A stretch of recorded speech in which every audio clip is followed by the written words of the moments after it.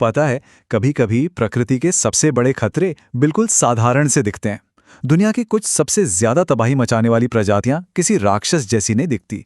वो तो बस एक आम सा दिखने वाला पौधा हो सकती हैं। जरा इस पौधे को देखिए। छोटे छोटे नाजुक से सफेद फूल, बारीक कटी हुई पत्तियां, बिल्कुल किसी जंगली फूल जैसा लगता है ना? सच कहूं तो कई बार लोग इसे गाजर का पौधा समझ बैठते हैं। देखने में तो ये बिल्कुल बेजुबान और सीधा साधा लगता है। लेकिन क्या हो अगर ये मासूम सा दिखने वाला पौधा असल में एक बहुत बड़ा खतरा हो? क्या हो अगर ये इस ग्रह की सबसे आक्रामक और नुकसान पहुंचाने वाली प्रजातियों में से एक हो? आज हम पर्दा उठा रहे हैं पार्थेनियम हिस्टेरोफोरस से, जिसे लोग कांग्रेस घास या गाजर घास भी कहते हैं। तो सवाल ये है कि आखिर ये पौधा इतनी बड़ी ग्लोबल प्रॉब्लम बना कैसे? खैर, असल में इसके पास कुछ कमाल की बायोलॉजिकल सुपर पावर्स हैं जो इसे तेजी से फैलने और हर जगह कब्जा करने में मदद करती हैं। चलिए इस नंबर से शुरुआत करते हैं। 1 लाख। जी हाँ, एक बड़ा पार्थेनियम का पौधा अपनी पूरी जिंदगी में इतने बीज पैदा कर सकता है। ये अविश्वसनीय रूप से फर्टाइल है और इतनी बड़ी तादाद में बीज पैदा करना ही इसकी कामयाबी का पहला राज है। और इन हजारों बीजों का सफर भी बड़ा दिलचस्प है। ये वजन में इतने हल्के होते हैं कि हवा और पानी के जरिए आसानी से दूर दूर तक फैल जाते हैं। लेकिन बात यहीं खत्म नहीं होती। ये जानवरों के साथ चिपककर, खेती में इस्तेमाल होने वाले औजारों पर बैठकर और यहां तक कि अनाज के बीजों में मिलकर भी लंबी दूरी तय कर लेते हैं। असल में इसी तरह ये गलती से भारत और ऑस्ट्रेलिया जैसी जगहों पर पहुंचा और अपनी एक नई दुनिया बसा ली। लेकिन इसका सबसे चालाक हथियार तो अदृश्य है। इसे कहते हैं एलिलोपैथी। ये एक तरह का केमिकल वॉरफेयर है, समझिए। पार्थेनियम अपनी जड़ों से मिट्टी में ऐसे जहरीले केमिकल छोड़ता है जो आसपास के दूसरे पौधों को बढ़ने ही नहीं देते। इसी तरह ये देसी प्रजातियों को खत्म करके और फसलों की पैदावार घटाकर अपने लिए एक पूरा साम्राज्य खड़ा कर लेता है। और इसकी सहन शक्ति तो देखिए।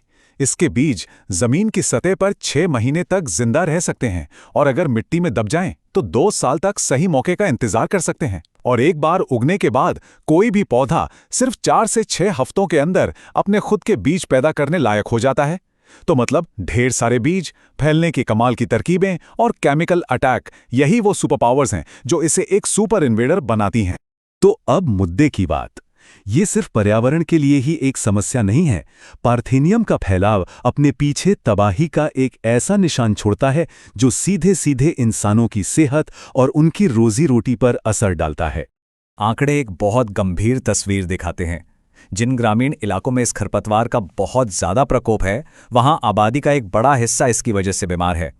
इसके संपर्क में आने वाले लगभग 10 से 25% लोगों को स्किन पर गंभीर एलर्जी हो जाती है, जिसे डर्मेटाइटिस कहते हैं।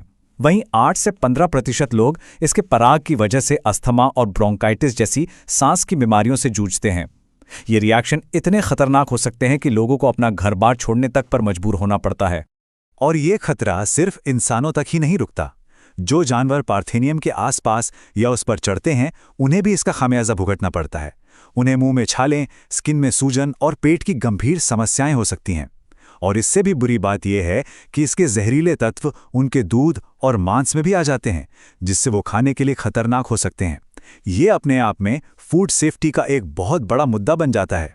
और इसका सीधा असर पड़ता है अर्थव्यवस्था पर। स्टडीज बताती हैं कि जिन मवेशियों पर इसका असर होता है, उनके दूध की पैदावार में 10 से 30% और शरीर के वजन में 10 से 15% तक की कमी आ जाती है। उन ग्रामीण समुदायों के लिए जो खेतीबाड़ी पर निर्भर हैं, ये आंकड़े तबाही से कम नहीं हैं।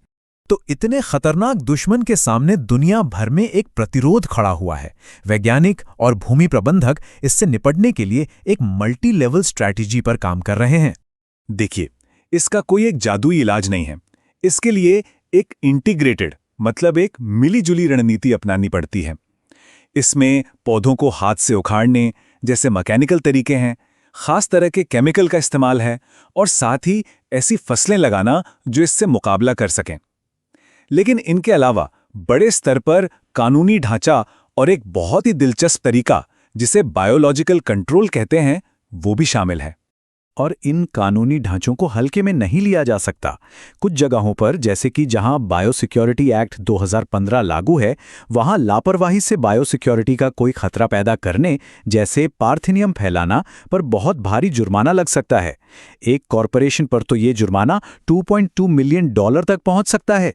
इससे पता चलता है कि इस खतरे को कितनी गंभीरता से लिया जा रहा है। इस लड़ाई का एक और दिलचस्प पहलू है बायोलॉजिकल कंट्रोल। ये एक तरह का सीक्रेट वेपन है। मिलिए ज़ाइगोग्रामा बाइक्लोराटा से। ये एक पत्ती खाने वाला छोटा सा कीड़ा है। इसे खास तौर पर पार्थेनियम के घर यानी मेक्सिको से भारत और ऑस्ट्रेलिया जैसी जगहों पर लाया गया था। ये इसका प्राकृतिक दुश्मन है जो हमारी फसलों को नुकसान पहुंचाए बिना सिर्फ इस खरपतवार को खाता है और इसकी आबादी को कंट्रोल में रखता है। लेकिन जब हम सोचते हैं कि हमने इस विलेन की पूरी कहानी समझ ली है, तो कहानी में एक हैरान करने वाला मोड़ आता है। क्या ये तबाही मचाने वाला पौधा एक अनचाहा सहयोगी भी हो सकता है? देखिए, एक तरफ तो ये एक जहरीला पौधा है जो बीमारियां फैलाता है और इकोसिस्टम को बर्बाद करता है, लेकिन दूसरी तरफ रिसर्च इसके कुछ कमाल की क्षमताओं की ओर इशारा करती है। पारंपरिक चिकित्सा में इसे स्किन की सूजन और यहां तक कि मलेरिया के इलाज में भी इस्तेमाल किया जाता रहा है। आज के दौर की स्टडीज में इसकी एंटी कैंसर प्रॉपर्टीज खोजी जा रही हैं। इसे खाद बनाने, बायोपेस्टिसाइड की तरह और यहां तक कि जहरीली मिट्टी से भारी धातुओं को साफ करने में भी इस्तेमाल किया जा सकता है।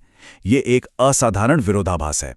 एग्री आर्टिकल्स का ये कोट हमें असलियत की जमीन पर वापस ले आता है। इसके संभावित फायदों के बावजूद हम इसकी असली पहचान को नजरअंदाज नहीं कर सकते। ये दुनिया के सबसे विनाशकारी खरपतवारों में से एक है। असली चुनौती इसके नुकसान को काबू करने और इसके संभावित फायदों को समझने के बीच संतुलन बनाने की है। तो आखिर है क्या ये पार्थेनियम? एक पक्का विलन जिसे हर कीमत पर खत्म कर देना चाहिए, या फिर एक ऐसा रिसोर्स जिसे हम ठीक से समझ नहीं पाए हैं और जिसमें छिपी हुई क्षमताएं हैं? शायद इस सुपर इन्वेडर के खिलाफ लड़ाई सिर्फ इसे कंट्रोल करने के बारे में नहीं है, बल्कि हमारे आसपास की दुनिया में अलग अलग प्रजातियों की जटिल और अक्सर विरोधाभासी भूमिकाओं को गहराई से समझने की भी एक खोज है।